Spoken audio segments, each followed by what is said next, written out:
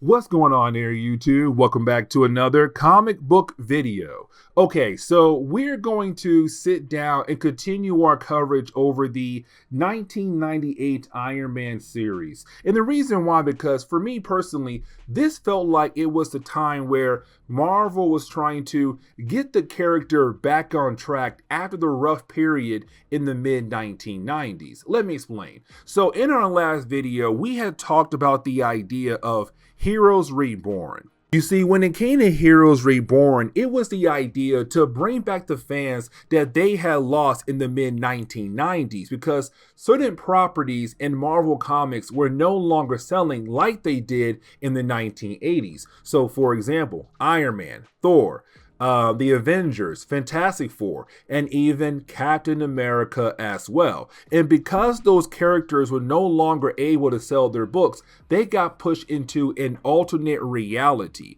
Now, the heroes who were able to sell their books, they stayed in the main Marvel universe. Spider-Man, the X-Men, and Ghost Rider. But like I said, the ones who could not sell, they got pushed into an alternate reality. Now, when it came to Marvel, they also brought in some talented people to hopefully bring back the fans who used to love those characters in the 1980s. But here's the thing about Heroes Reborn. It was a new reality, a new universe. And so those writers had the ability to almost do anything they want with those characters. It said, hey, you know what?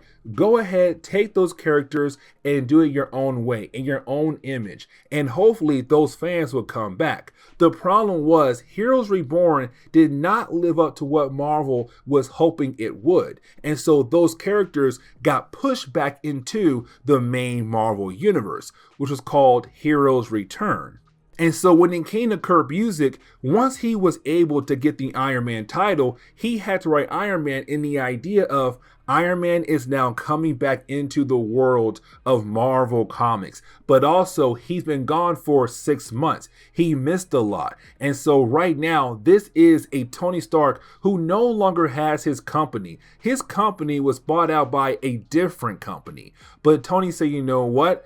It's time for me to change. It's time for me to do things differently. And so in our last video, we saw Tony open up a new company called Stark Solutions, where he would go around to help out other people with their problems. Now for Tony, he's not cheap, but all the money he would make for this company will go to his company and also charities to help out people in need. It's him saying, you know what, it's time for me to change. And so now, like I said earlier, when it comes to Tony Stark, he was gone for 6 months. And so he has no idea what his friends had gone through while he was gone for those 6 months. So for example, Pepper Potts and Happy Hogan. Before Tony had left, those two characters were actually married to one another, except in the opening pages of Iron Man #2 for today's video, we do learn that they got a divorce. Now, we're not told what exactly happened that led them get a divorce, but apparently those two characters are no longer together. But Tony has no idea they're no longer together. And so for him, they're still a happy married couple. But now I want to shift our focus over to Tony Stark, who is currently not in office at the moment. Matter of fact, this man is on the other side of the world meeting up with his first client, and her name is Stephanie Della Perosa, and I really hope I pronounced that last name correctly. Most likely, I got it wrong. But either way, she first appeared back in Tales of Suspense #69. Now, in that book alone, we had learned that she kind of had feelings for Tony Stark, but unfortunately, he had rejected her. Now, she hated the idea that he had turned her down. And so because of that, she had actually hired the Mad Thinker to kidnap Tony Stark in order to expose the true identity of Iron Man. Because remember, around this time in Marvel Comics, no one truly knew that Iron Man was Tony Stark. Instead, they had believed that Iron Man was actually the bodyguard to Tony Stark. Now, the reason why Stephanie had called up Tony is to help out with the company that she had inherited from her husband, her late husband, who died a few months ago. Now, the company is still making a lot of money, which honestly, that is great for her. But the problem is, though, some of that money is coming from an unknown source. An unknown method is being done in her company to make this huge amount of money on the side, but that same amount of money is also disappearing as well as soon as it comes in. And so she asked Tony to look over the books to figure out what exactly is going on. Now, for Tony, he did agree to look over her books, but he said, you know what, let me go ahead and become Iron Man to look around the building to get a better look to figure out what exactly is going on here. Now, you do have Iron Man head back over to the factory. Now, when he does arrive at the factory, he realized that there was a hidden part of the factory that was not part of the blueprints that he was shown earlier by Stephanie when he was Tony Stark. And so for Iron Man, he said, you know what? Let me go ahead and go into that hidden part of the factory. Now, when he does get inside, he realized that this part of the factory is creating weapons for different clients around the world. And those weapons are about to be shipped out right now to those clients. Now, while you have Iron Man walking around, he's then attacked by some guards who are using some advanced weapons. Now, these guards, they tell us that their names are the Siege Engineers. That's their group name. But either way, they do attack Iron Man for supposedly breaking in. Now, Iron Man is able to take them out and to get away, but he realized that there's something bigger happening when it comes to Stephanie's company. But the problem is, he also knows that Stephanie is hiding something from him. And so in the following morning, you have Tony Stark walking downstairs to talk to Stephanie to learn more about what exactly is happening with her company. Now, for Tony, when he does get downstairs, he realized that, well, there's two bodyguards there with her, and those two bodyguards are making her very nervous. And that is when he realized, oh, the reason why she called up Stark Solutions was not because of Tony Stark, because of Iron Man, because apparently she's in some kind of tight situation. Now, the two bodyguards inform us that they're not here for her. Instead, they're here for their boss because she was told to not hire Tony at all, but she did. But she was also told to cancel the job. And of course, she did not. And so now their goal is to kill him and her both off for what she has done. Except Tony knew that sooner or later down the road, more of those guys he fought earlier would appear here later on. And so he had set traps outside the building. And once those traps go off, you didn't have Tony being able to knock out the bodyguards and tell Stephanie, go to your panic room, while I call up Iron Man to handle the problem outside. But now we jump over to a mysterious character hiding in the shadows. Now, this mysterious character, he is being confronted by his assistant, where she is telling him like, hey, I just got word that Tony Stark and Iron Man had just found out about our supplier. Now remember, when it came to that factory earlier, Tony found that hidden part in the factory, and they were creating some weapons for different clients around the world. This guy right here is one of those clients. And so he just found out that his supplier was just caught by Iron Man and Tony. Now, we don't know who the actual boss behind supplying the weapons, but either way, now Tony and Iron Man knows that weapons are being supplied to people around the world. And so this guy says, send in my guys to kill everyone involved. We got to make sure there is no connection back to us, because if there is, sooner or later, Tony and Iron Man are going to learn about me, and we can't have that. Now, getting back over to Iron Man, he's still fighting against the Siege Engineers. Now, they realize they need some more heavy power to bring down Iron Man. And so out of nowhere, you have this huge vessel appear in the middle of the sky, to be used to bring down Iron Man. Except when he turns around, he realized the home that belonged to Stephanie just got blown up. And then he's confronted by another group of characters known as the Dreadnoughts. Now, the Dreadnoughts are a very interesting group of characters.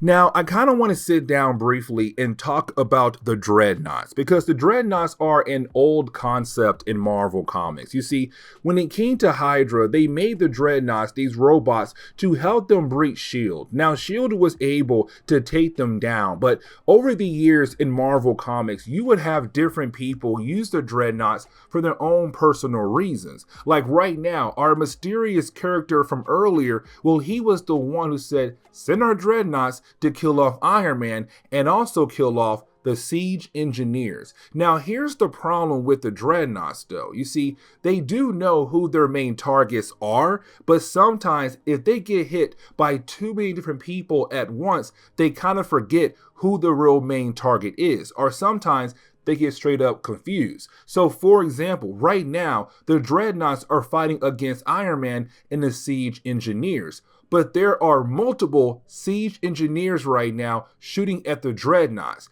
And so they completely forget about Iron Man and shift their focus over to the engineers, which then allow Iron Man to fly away.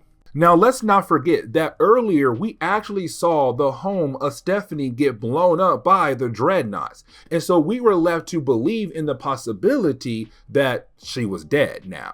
But the thing was, when Iron Man gets there, he comes to find out that she is okay, that she was able to get inside her panic room just in time to protect herself, which honestly is a great thing. So you have Iron Man grab Stephanie and her butler, who also survived, and it took them both to a nearby hotel. Now, Iron Man does call up Pepper to get some information. Now, really, this moment is technically being used as a way to remind us that Happy Hogan and Pepper Potts are no longer together. Now, this is not me trying to repeat myself, because honestly, this page is showing Happy possibly moving on to another woman. Now, this woman, her company was actually bought out by Tony, and her name is Doreen. And so when it comes to Doreen, you have Happy showing her around the new office for Stark Solutions. But while doing that, Pepper sees him, and Pepper is not happy about the idea of her ex-husband moving on to another woman. Now, you then have Tony sit down with Stephanie to learn more about what exactly is going on here. Now, for Tony, you do have Stephanie tell him, like, listen, when it came to my husband, when he was the one in charge of the company, he was working with a guy known as Andreas Kapolis, and I really hope I pronounced that last name correctly. Now, when it comes to Andreas, he is better known as the arms merchant. This guy loves the idea of playing around with weapons or selling weapons to different people around the world. But apparently every single time he would come around, Stephanie's husband would be very nervous, freak out about the idea of the guy being around. But then out of nowhere, her husband died in a very strange car accident. Now, after his death, of course, we all know Stephanie was the one to inherit the company. But as soon as she got the company, well, she was confronted by Andreas, and you had Andreas tell her, hey, listen, your husband and I, we work together, and we are going to continue that with you and I. Do you understand? And she could not tell him no, because he also made her very nervous as well. And so because of that, she began to look into the books and learn more about what her husband was truly doing. But then she also saw the news report about Tony Stark's new company and said, you know what? If one man truly helped me, it would be Tony Stark and also Iron Man as well. And so that is why she called up Tony and Iron Man to hopefully help her deal with this Andreas problem. And so once you have Pepper call back Tony, she tells him more information about the arms merchant, better known as Andreas. But once you have Tony being able to get that information, he then goes over to a nearby station for NBC. Now, once he gets there, he goes on live television to tell the entire world that his company is about to expose one of the biggest arms dealers in the world. Now, with that kind of information being out there, of course, Tony has now just painted a target on his back, but he also put pressure on Andreas and all his clients around the world as well. But now this leads into Tony's plan. So you had Tony change into his Iron Man armor because he knew sooner or later the Dreadnoughts would make another chance in getting rid of him. And so when they do arrive at the hotel, they see Iron Man and they realize that Iron Man is one of their targets. Except you did have Iron Man fly away back over to the factory that's owned by Stephanie. But he goes back to that hidden part of the factory that's being controlled by the arms merchant. And so when Iron Man gets inside with the Dreadnoughts, you didn't have the Dreadnoughts fighting against the siege engineers. Now, while you have both parties fighting against each other, Iron Man was actually able to find the arms merchant, Andreas. And you had Tony say, listen, this is what you're going to do. You're going to hand me all your files right now, all your clients. If you don't, the Dreadnoughts are going to kill you. You see, what you don't realize is the Dreadnoughts has this huge issue where if they get overheated, they explode, which means you could die in this place. Now, if you go ahead and give me the files I want, I can take these guys with me and then you can survive and possibly continue on with your business. And so you have Andreas realize that Iron Man's not playing around, and so he gives Tony the files that he needs. And then you have Iron Man leave with the Dreadnoughts, because again, their main target is Iron Man. Now, once you have Iron Man leave, well, we kind of find out that Iron Man is lucky, or possibly Iron Man knew what would happen next. And the reason why, because yes, the Dreadnoughts did fight against the siege engineers, but they also absorbed too much energy. So right now they're overheating. They're going to explode. And so luckily for Iron Man, they do explode, which means the Dreadnoughts are no longer going to be a problem for Iron Man for the near future. And so now he's able to relax, but he also now has the information on the clients the arms merchant was working with. Well, actually, he doesn't, because you didn't have Iron Man realize, the arms merchant made sure that all the client's personal information was not in the files that he had handed over to Tony Stark, because all the names for the different clients are just different symbols or different kinds of names to kind of say, hey, you're never going to know the true names of my clients. It's a way to protect them, but to also protect me as well. Now, for Iron Man, he was able to realize that one of the accounts does have a lot of money to be able to request a lot of weapons from the arms merchant, but also enough money to rebuild the Dreadnoughts. And so Iron Man knows that sooner or later, that person, him, might have a long conversation down the road. But for Iron Man, he's kind of like, that's for the future. Today, I'm going to relax and spend some quality time with Stephanie. And honestly, I thought Stephanie might be Tony's new girlfriend. I was wrong. Yeah, I was way wrong. But to end on today's video, we actually do pick up with Happy Hogan right now, spending some time with Doreen. Remember, she is the woman who was making some moves on Hogan, and Pepper did not like that. But after you have Hogan drive away from their date, we see that apparently she's up to something, and she's going to use Hogan as a way to go after Tony. But for right now, all we know is that she's a bad guy. But this is where we are going to end today's comic book video. So please leave me a like down below and subscribe. But guys, see y'all next time. Later.